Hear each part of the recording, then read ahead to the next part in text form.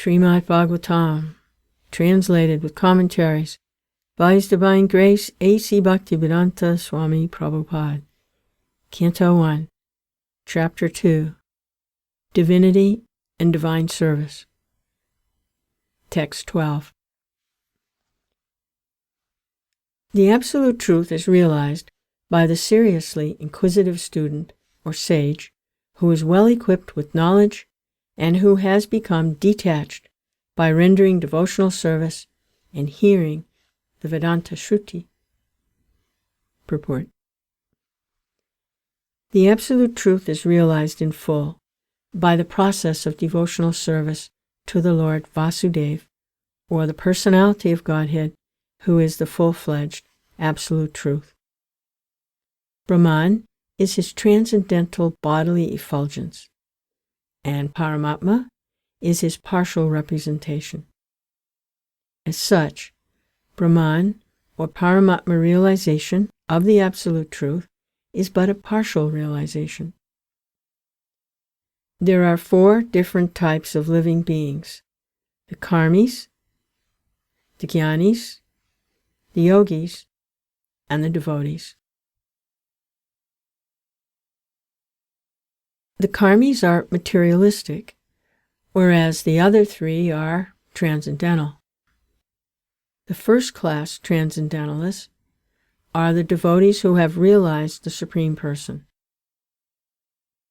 The second-class transcendentalists are those who have partially realized the plenary portion of the Absolute Person. And the third-class transcendentalists are those who have barely realized the spiritual focus of the Absolute Person. As stated in the Bhagavad Gita and other Vedic literatures, the Supreme Person is realized by devotional service, which is backed by full knowledge and detachment from the material association. We have already discussed the point that devotional service is followed by knowledge and detachment from material association.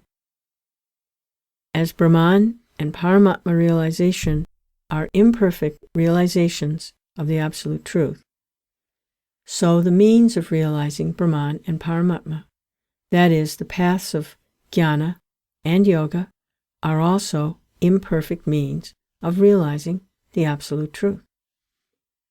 Devotional service, which is based on the foreground of full knowledge combined with detachment from material association, fixed up on the oral reception of the Vedanta Shruti, is the only perfect method of realizing the Absolute Truth by the seriously inquisitive student.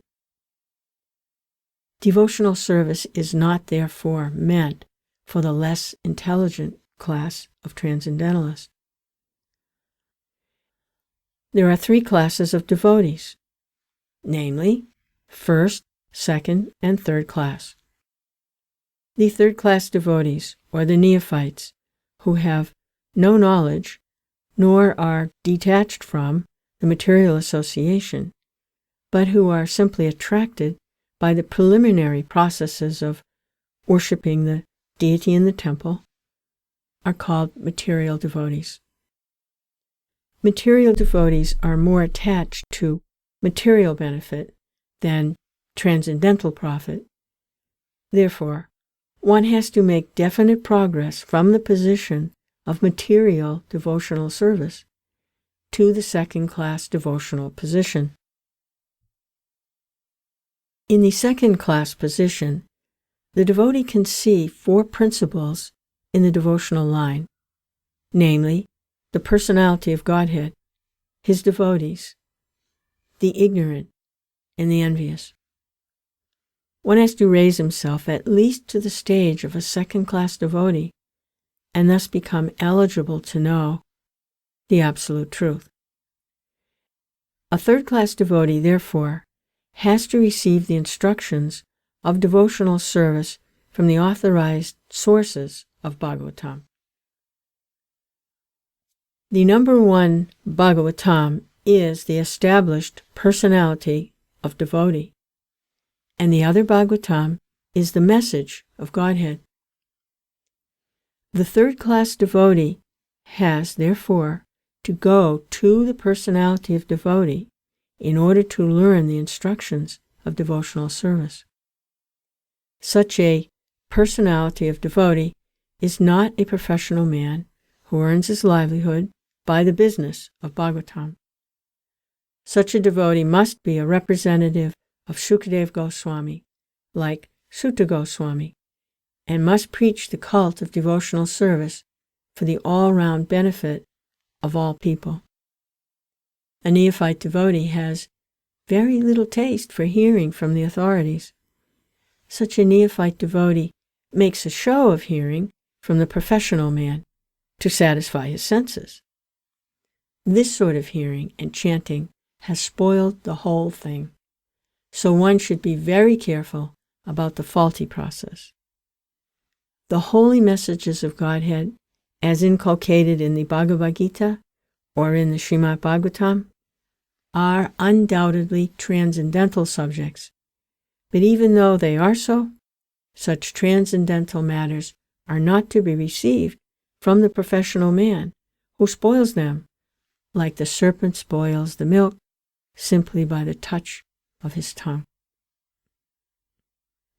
A sincere devotee must, therefore, be prepared to hear the Vedic literatures like the Upanishads, Vedanta, and other literatures left by the previous authorities or Goswamis for the benefit of his progress.